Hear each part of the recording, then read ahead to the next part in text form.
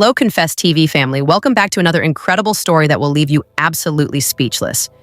If you're new here, make sure to hit that subscribe button because you're about to witness one of the most calculated revenge stories we've ever covered.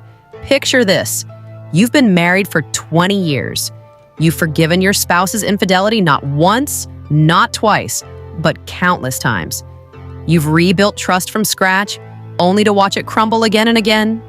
Most people would either forgive one last time or simply walk away. But not Alex. When his wife Lisa crossed the line for the final time, he didn't just get mad, he got creative.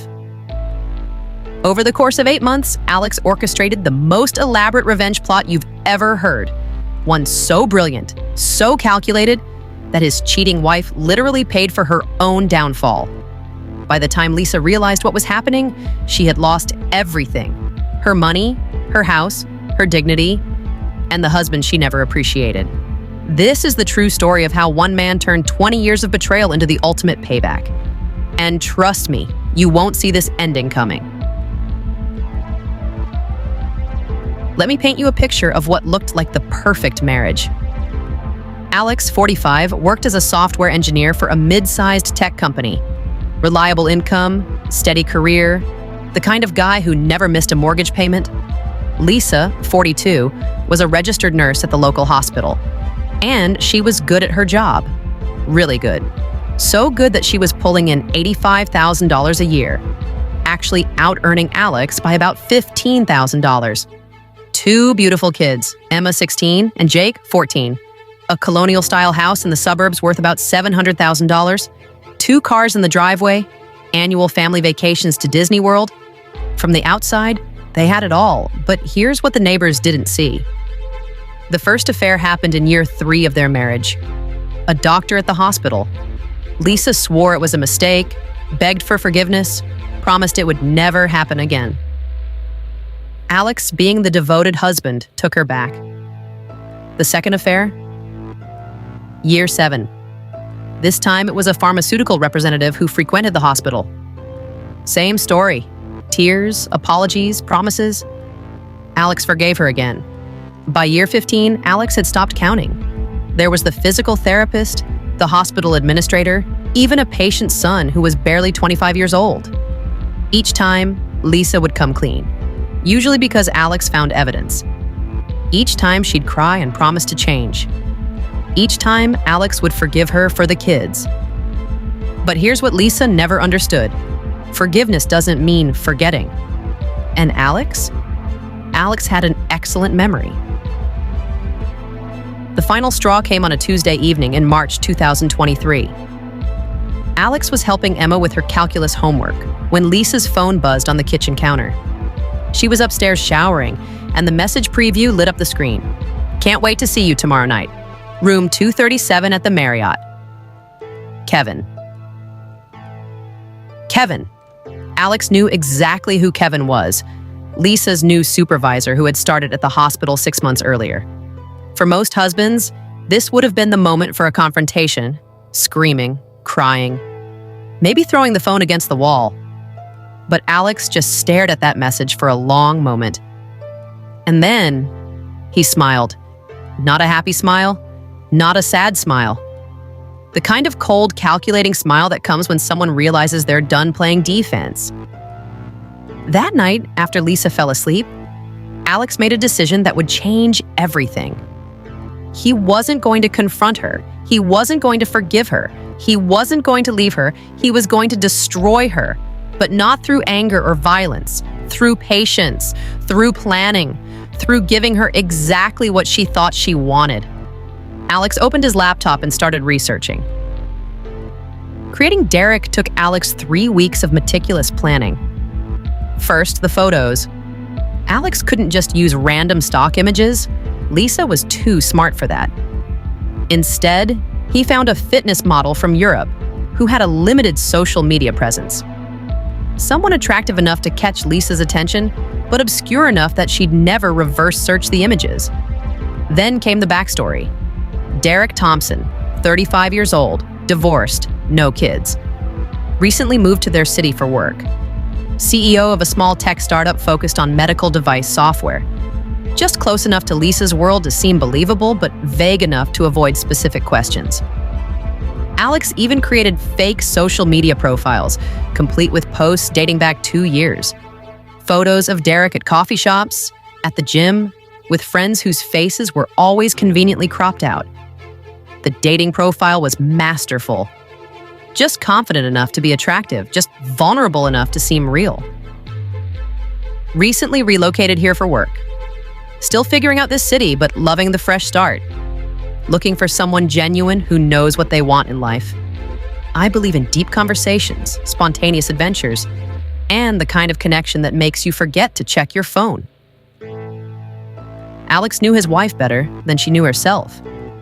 And this profile? It was basically Lisa bait. Within 6 hours of going live, Derek had 47 matches. Lisa was number 12. Alex's opening message was simple. Your smile in that second photo literally made me stop scrolling. Had to say hi. Lisa's response came 23 minutes later. Well, hello there, handsome. Aren't you a charmer? And just like that, Lisa took the bait. But here's where Alex's plan got truly diabolical. He didn't rush things.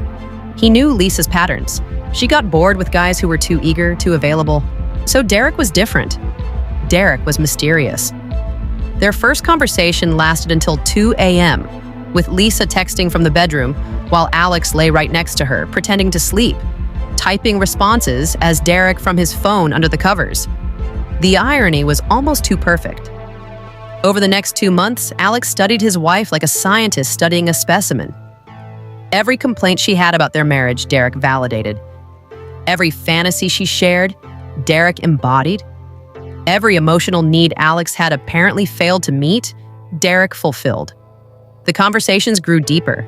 Lisa started sharing things with Derek that she had never shared with Alex. Her fears, her dreams, her regrets.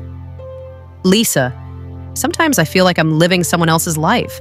Like I got married too young and missed out on who I was supposed to become. Derek, it's never too late to become who you're meant to be. You just need someone who sees your potential. Lisa, my husband and I, we're basically roommates at this point. No passion, no connection, just going through the motions. Derek, you deserve so much more than that. You deserve someone who appreciates the incredible woman you are. Reading these messages was torture for Alex.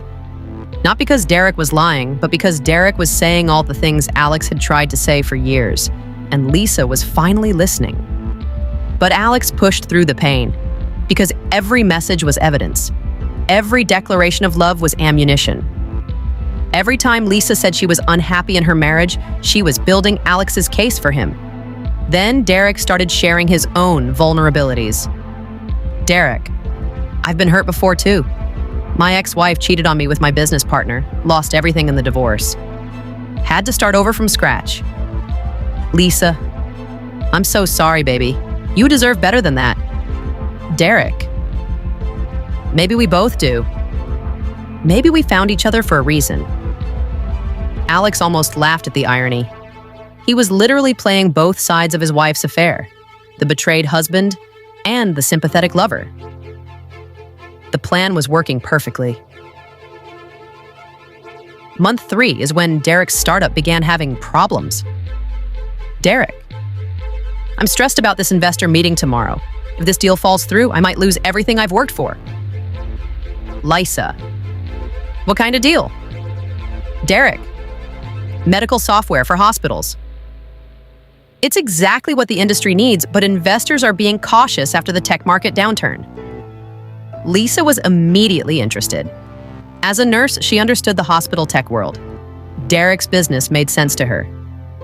Derek, sorry, I shouldn't be dumping my work problems on you. You have enough stress with your job. Lisa, no, tell me more. Maybe I can help somehow. Alex had to admire his wife's intelligence, even as he manipulated it. Lisa asked detailed questions about Derek's business model, his target market, his competitive advantages.